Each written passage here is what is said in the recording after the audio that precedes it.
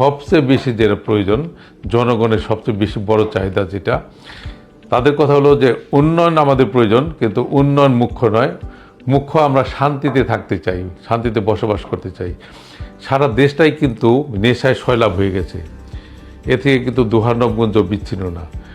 গত 3 দিন আগে 3,500 ইয়াবাসহ দুহারে কয়েকটি ছেলে ধরা পড়েছে। এই চালানটি ধরা পড়েছে 3505 পিস নিয়ে। কিন্তু এমনই যে কত চালান প্রতিনিয়ত চলে যাচ্ছে এটা কিন্তু আমরা জানি না।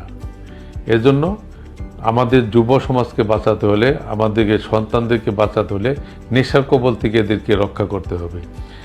এবং আমার নির্বাচনী ওয়াদা ছিল যে সবার আগে সন্ত্রাস, চাঁদাবাজি এবং নেশামুক্ত করা, সাথে সাথে উন্নয়নগুলো করা। আর বিশেষ করে হিন্দু এবং খ্রিস্টান ধর্মীয় যারা আছে তারা কিন্তু শান্তি চায়। তারা উন্নয়নের চেয়ে শান্তিটা বড় করে চায়, তারা নিরাপত্তাটা চায়। সেই নিরাপত্তাটা আমরা বিধান করতে চাই। আর নিরাপত্তা যদি বিধান করতে হয় তাহলে যে নেশাখোর, মাতাল, দখলদার যারা আছে তাদেরকে যদি আমরা নিবৃত্ত করতে পারি তাহলে কিন্তু অলমোস্ট 50% কাজ